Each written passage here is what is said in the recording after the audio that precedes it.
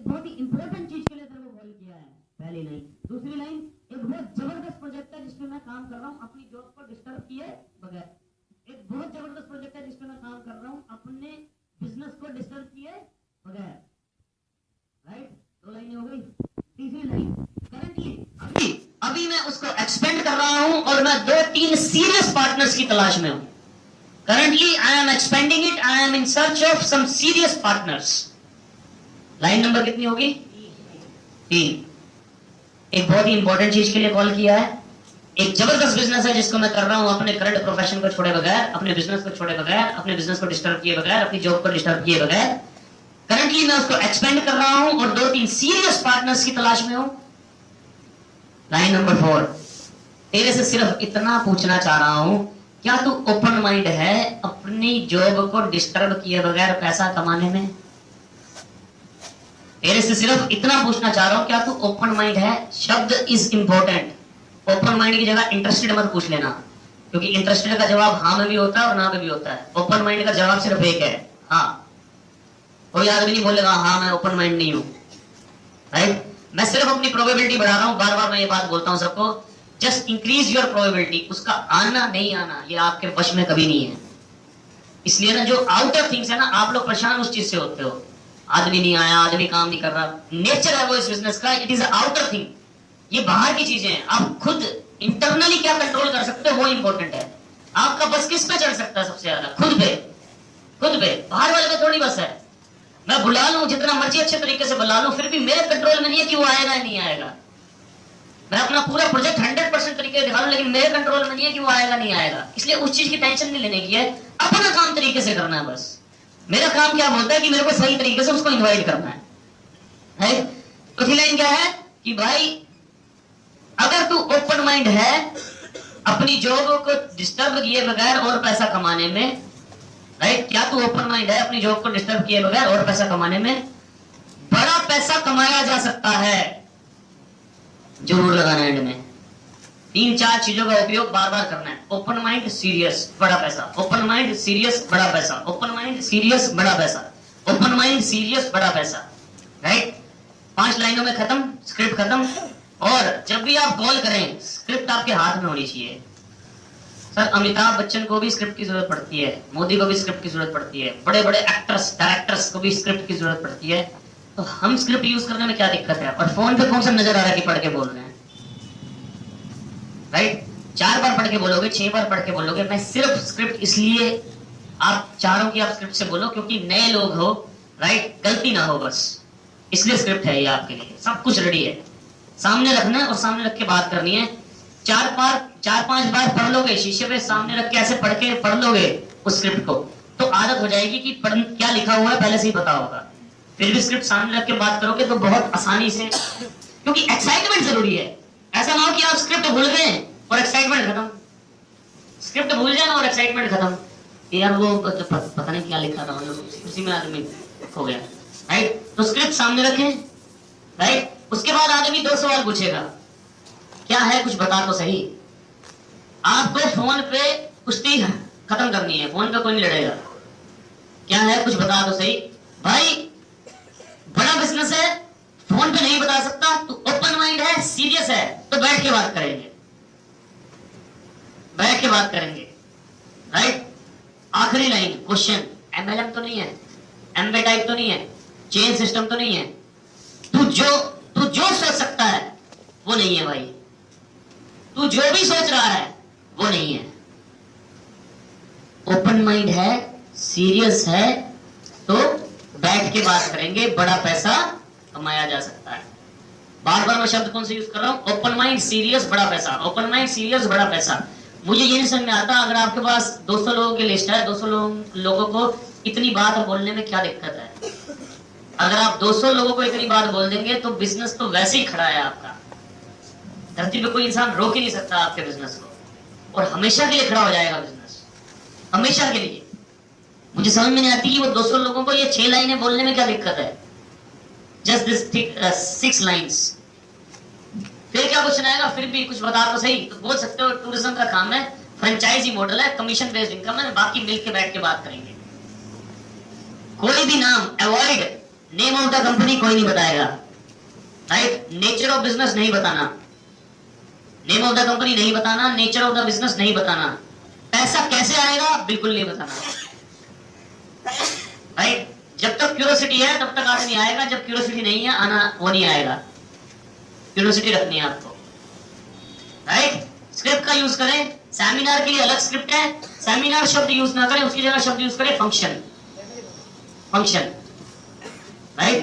दूसरी बात, जब आदमी बोलता है कि हाँ मैं मिलूंगा, मिलने के लिए तैयार हो, तो उसको 2 टाइम दो, कल का या परसों का, लॉन्ग टाइम मत देना, कल का या परसों का। अगर वो बोलता है कल और परसों नहीं मिल सकता, वीकेंड पे मिलूंगा, तो बोल चल ठीक है भाई, फिर मैं तेरे को बाद में बात करता हूं, राइट, ठीक, फिर मैं तेरे को बाद में बात करता हूं, उसी समय रिजेक्शन दे दो, फिर मैं चल ठीक है भाई तेरे को फिर मैं बाद में बात करता हूं, राइट। सिंपल सी बात, उसको बोलो कि यार 2 टाइम, कल शाम को 7 बजे, नहीं तो, क्योंकि आपने लिस्ट पूरी की है, आपको पता है कि उसका ऑफिस नोएडा में और वो रहता वसुंधरा में, राइट। तो मतलब शाम के टाइम तो वसुंधरा मिलेगा, सुबह के टाइम मिलेगा नोएडा में। तो आपको पता नौकरी करता है तो सुबह 9 से 5 में तो मिल नहीं सकता, शाम को मिल सकता है, ठीक है भाई, कल शाम को 7 बजे, नहीं तो परसों शाम को 8 बजे मिलते हैं नोएडा सेक्टर 16 में, नोएडा सेक्टर 16 के मैकडी में। तो आदमी बोलता है ठीक है यार ऐसा करते हैं, परसों शाम को 8 बजे मिलते हैं। अब जब वो बोलता है परसों शाम को 8 बजे मिलते हैं, तो आप उसको एक बात बोलो, ठीक है भाई अपनी मीटिंग फिक्स हो गई, लेकिन एक चीज ध्यान रख लो भाई, तू प्रोग्रेसिव आदमी है, जिंदगी में ग्रो करना चाहता है, राइट, लेकिन मैं भी अपने आप को बिजी रखना पसंद करता हूं, तो मेरा ये रिक्वेस्ट है कि मीटिंग हमारी 8 बजे डन है, कैंसिल ना हो बस। You are again increasing your probability. तब भी अगर वो नहीं आता है, आपके बस में नहीं था, डोंट वरी, आप सिर्फ अपनी प्रोबेबिलिटीज को बढ़ा रहे हो। जब आदमी हाँ बोल देता है तो उसी समय आप देखो यार नोएडा में मीटिंग सेट होगी, नोएडा में, तो मैं नोएडा की ही लिस्ट निकालूं, आपकी लिस्ट है ना पूरी की पूरी 200 लोगों की, उसमें ढूंढो यार नोएडा के कौन से लोग हैं इसमें जो कि सेक्टर 16 मैकडी में आ सकते हैं, राइट। आपने जैसे ही लिस्ट निकाली, लिस्ट में से 10, 12, 15 लोग निकले जो कि नोएडा आ सकते हैं, उनके साथ भी सेम प्रोसेस, कल शाम को 7 बजे, नहीं तो परसों शाम को 8 बजे मिलते हैं, राइट। अब उसमें से कोई आदमी बोलता है कल शाम को 7 बजे, फिर उसके साथ सेम प्रोसेस, ठीक है भाई तू बहुत प्रोग्रेसिव आदमी है, मिलकर कुछ जिंदगी में ग्रो करना चाहता है, लेकिन हम भी बिजी रखना पसंद करते हैं, तो बस इतना रिक्वेस्ट है कि मीटिंग कल की है तो कैंसिल ना हो, बस make sure it does not cancel, right. उसके बाद प्रोबेबिलिटी बताने के बाद उसको एसएमएस कर दो आप, एसएमएस, ओके भाई tomorrow meeting is fixed, tomorrow meeting in McD sector 16 at 6:30 PM, right. उसके बाद अगले दिन जब आप फोन करोगे तो दूसरे फोन से फोन करना, ऐसी चीजें जो बता रहा हूं आपको, या अपने पड़ोसी के या किसी और से, दूसरे नंबर से, ताकि वो फोन उठाए, राइट। किसी दूसरे नंबर से फोन करना, बहुत लोगों के पास 2 फोन होते हैं, दूसरे नंबर से फोन करना, अगर नहीं है 2 फोन तो पड़ोसी से मांग लेना यार 2 कॉल करनी है, ठीक सर। दूसरे नंबर से इसलिए करना ताकि वो फोन उठा ले, फोन करके क्या बोलना है, हाँ अर्जुन भाई मैं गौरव बोल रहा हूँ, अच्छा सुन यार कि शाम को अपनी मीटिंग है, ये रिमाइंड कराने के लिए तेरे को कॉल करा था, ये मत पूछना भाई आएगा नहीं आएगा, भाई कंफर्म कर दे, शाम को अपनी मीटिंग है, ये रिमाइंड कराने के लिए कॉल किया था, ठीक है भाई। अब जो आखिरी हथियार बचता है वो है एडिफिकेशन। एडिफिकेशन इस बिजनेस का सबसे इंपॉर्टेंट रूल है, सबसे इंपॉर्टेंट रूल, मेक श्योर कि आप 2 दिन में जो मीटिंग फिक्स करें वहां पर कम से कम उसी प्लेस पे 3 मीटिंग फिक्स करें, क्योंकि आपका टाइम इंपॉर्टेंट है, आपके अप्लाई का टाइम इंपॉर्टेंट है। 3 मीटिंग फिक्स करें, 3 मीटिंग, कितनी सर? 3 मीटिंग, क्योंकि 3 में से 2 नहीं आए तब भी एक के आने से आपकी मीटिंग हो जाएगी। 3 मीटिंग फिक्स, 3 मीटिंग्स, इसीलिए हम नोएडा की लिस्ट निकालेंगे उस समय, राइट। एडिफिकेशन का बहुत बड़ा रोल है, एडिफिकेशन। सपोज सर बिजनेस में कन्वर्ट करने की प्रोबेबिलिटी कह रहा हूं, रेशियो क्या है, 49% एंड 51%, राइट। अगर वो आदमी हाँ बोलता है, it means he is 1% more convinced to do it, 2% more convinced to do it. अगर वो ना बोलता है, it means 2% he is less convinced to do it. 51% पे कन्वर्जन रेट है, 49% पे नहीं है, ऐसा ही है। कन्वर्जन रेट कितना है? 2% पे ही तो है। 51% is a conversion rate and 49% is a non conversion rate, ऐसा ही है। नॉन कन्वर्जन रेट में भी वो येलो लाइट में रहेगा, चेक करेगा आपको। लेकिन अभी बात करते हैं कि 51 से 49 में कैसे कन्वर्ट करना है। ये जो 49 और 51 के बीच की रेशियो है वो 50%। 49, 50, 51, 50। एडिफिकेशन का रोल 50% है। उसके बाद आपके अपलाइन का काम 1% रह जाता है, बस ओनली 1%। इतनी पावरफुल चीज है एडिफिकेशन। एडिफिकेशन का जो रोल है दैट इज 50% रोल एडिफिकेशन का है, 50%। उसके बाद आपके अपलाइन का जो बिजनेस में आए, जो बिजनेस दिखाने आए, उनका रोल सिर्फ 1% है, only 1%, only 1%। 50% is the role of the edification. This is how it is powerful. Edification means उस इंसान की तारीफ जिससे आप मिलवाने वाले हैं। मतलब ऐसी तारीफ कर दो, ऐसी तारीफ कर दो कि आदमी पैसे लेके आ जाए, कि वो तो मिलने के भी पैसे लेते हैं। एडिफिकेशन क्यों करनी है? ताकि दूसरे वाला इंसान जो सुनने आया है। आप एक बात बताओ, अगर मैं गौरव मिश्रा जी की तारीफ करके किसी प्रोस्पेक्ट के सामने बिठा दूंगा, सपोज करो आप प्रोस्पेक्ट हो, राइट? कोई नया बंदा सर, नया आदमी, आगे आ जाओ सर, आप आगे आ जाओ, आगे आ जाओ जल्दी से।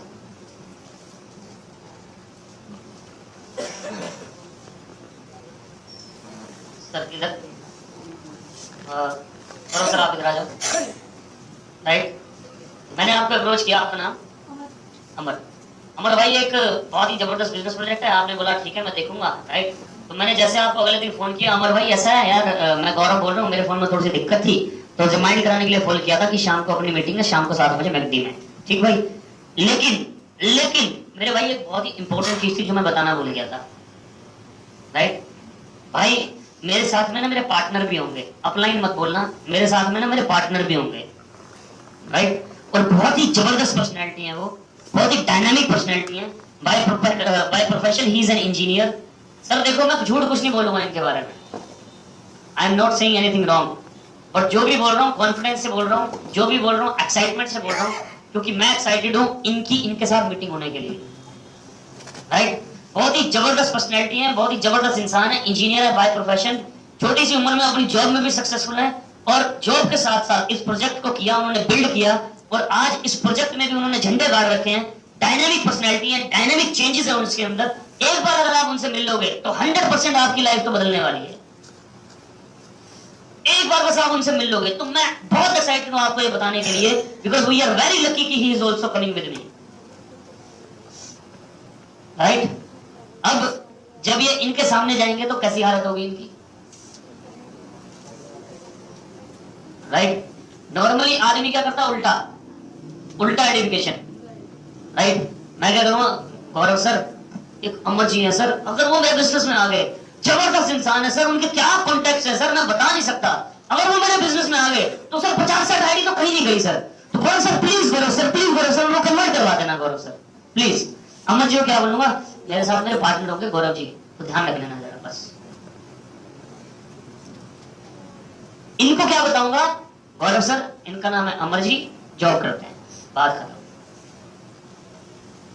खत्म, बस इतना सा काम। अब 50% काम हो गया, 50% काम हो गया, क्योंकि अब इनका माइंड इतना ओपन है उस इंसान से मिलने के लिए, मतलब ये इतने एक्साइटेड है कि यार इनसे तो जरूर मिलूंगा, बैठूंगा, सुनूंगा, मतलब अब उनको सुनने के लिए इतने ललाई गए इस समय कि जब ये इनको सुनेंगे तो 1% वैसे ही कन्वर्ट है। एडिफिकेशन 50% रोल एडिफिकेशन का, 50%। Thank you sir, thank you Amar sir, thank you Gaurav sir. 50% is the role of edification, 50%। कुछ लोग सोच रहे हैं मैं तो तारीफ करूं, भाई बिजनेस उठाना तो करनी पड़ेगी, ये बिजनेस ही एडिफिकेशन का है। हम तो अपलाइन की, डाउनलाइन की सबकी तारीफ ही करते हैं। ये बिजनेस ऊपर बढ़ाने का है, आगे बढ़ाने का है, लोगों में प्रोग्रेस देखने का है, लोगों की पॉजिटिविटी देखने का है, लोगों की स्ट्रेंथ को देखने का है, लोगों की वीकनेसेस को शुरू में इग्नोर करने का है। This is how it is business is, right?